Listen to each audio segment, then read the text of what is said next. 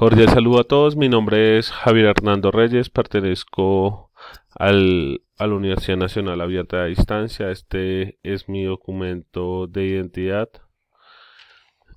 Eh, Estamos desarrollando el taller número 3 de Física General. Mi grupo es el grupo 40, entonces yo tengo que desarrollar el ejercicio número 5. Primero vamos a iniciar con las preguntas orientadoras.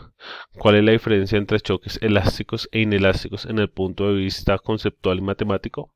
Entonces tenemos que cuando se desarrolla un choque elástico, la energía cinética del cuerpo se conserva, y en cambio cuando el choque es inelástico, las masas u objetos cuando chocan, su energía cinética se convierte en calor, provocando que sus velocidades bajen y provocando que los objetos se funcionen o se deformen. ¿Qué es lo que pasa? Cuando son elásticos, los cuerpos se chocan e empiezan a rebotar. Cuando son inelásticos, produce algo llamado fusión o deformación de cuerpo, debido a que la energía cinética normalmente se vuelve en calor, provocando una fusión, que los cuerpos se unan o los cuerpos reboten, pero pueden provocar una deformación uno al otro según los materiales o las masas que posea cada cuerpo. Y cuando el rebote, pues no rebota de una forma de eso, sino baja su energía, o sea, su energía cinética cambia. En cambio, cuando es un choque elástico, la energía cinética se conserva.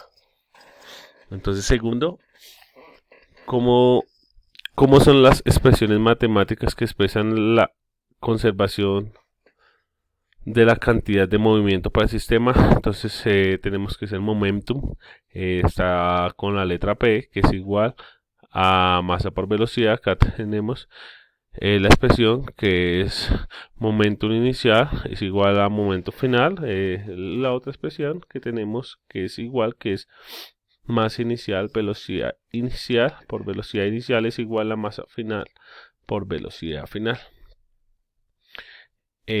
Ahora tenemos cuál es el sistema de referencia más apropiado para el estudio de un sistema de colisión bidimensional. Entonces tenemos que tener un sistema de colisión bidimensional, significa que estamos en dos dimensiones. Pero acá nos están pidiendo no que digamos el plano cartesiano es uno de los más comunes para, se puede decir, para calcular, pero acá nos están diciendo el punto de referencia. El punto de referencia que debemos tomar es una mata o objeto que va a ser chocado, o un objeto inerte. Para calcular eso siempre tenemos que tener en cuenta un solo objeto. Este objeto que no posee energía, se encuentra estático. Para cuando sea chocado, ese objeto ya va a tener una energía, y entonces ahí es calculada. Ahora sí vamos a desarrollar nuestro, nuestro problema, que es este, considerando un entorno a diferentes velocidades. En sí tienen una colisión. Acá tenemos pues la imagen de la colisión. Tenemos a nuestro neutrón, tenemos a nuestro núcleo de helio. Entonces ahora nos piden que tenemos que determinar el ángulo respecto al eje X cuando chocan, y determinar cuánta energía cinética se perdió en el choque.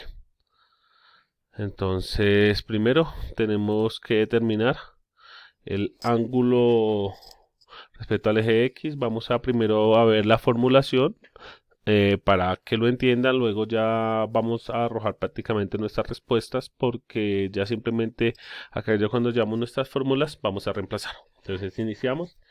Entonces acá vamos a aplicar lo que vimos en las preguntas orientadoras. La sumatoria del momentum es igual a masa, a masa por velocidad. Acá este cero, ¿por qué significa cero?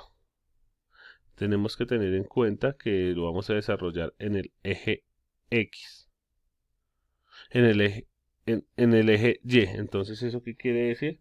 Que no estamos tomando X como referencia.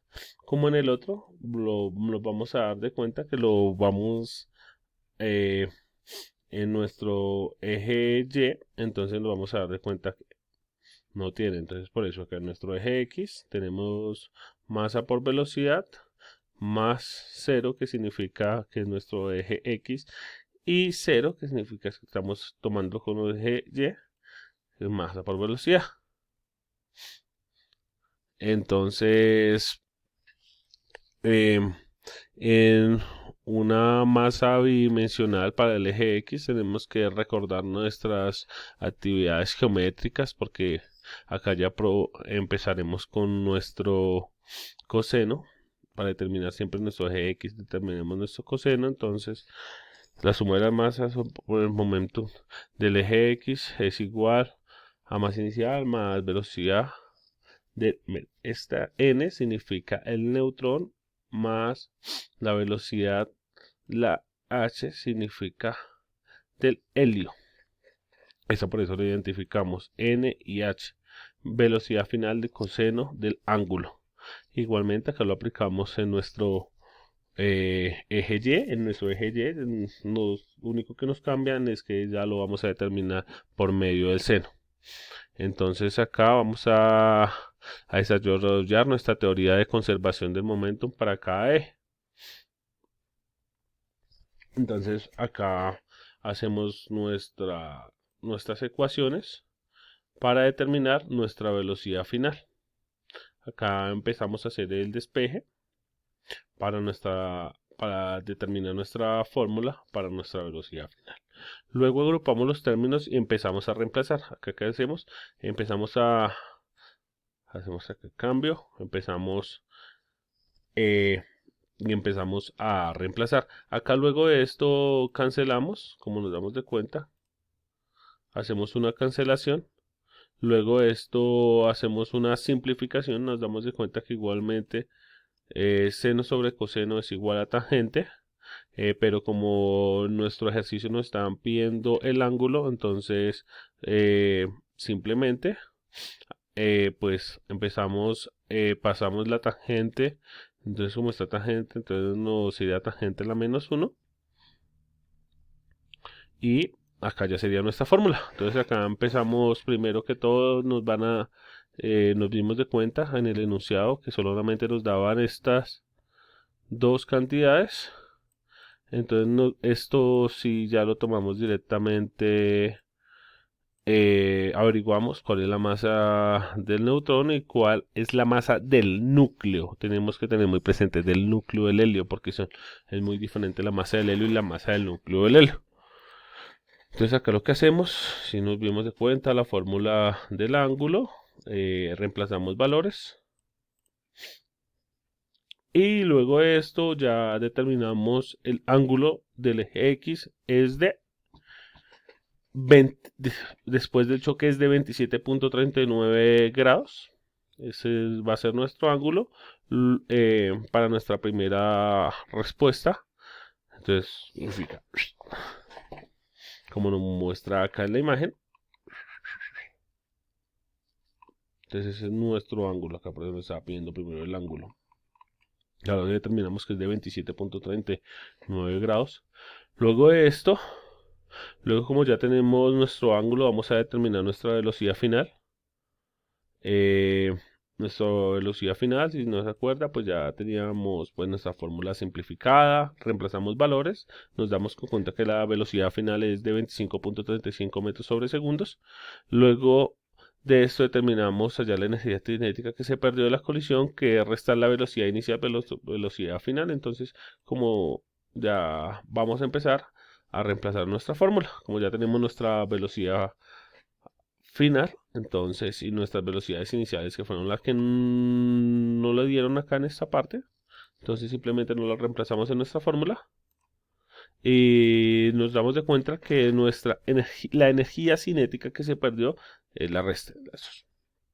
Cuando ya reemplazamos la fórmula, entonces la energía cinética que se perdió fue menos 8.511 menos 8.5118 10 a la menos 24 joules. Esa fue nuestra energía que se perdió.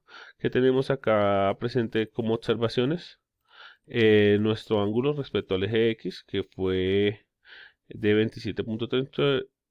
27.39 grados y la energía que se perdió que fue de menos 8.5118 a la 10 menos 24 joules. Listo, muchas gracias. Esta es la explicación. Cualquier comentario para una explicación mayor o alguna duda que tengan la pueden dejar en sus comentarios. Muchas gracias y hasta luego.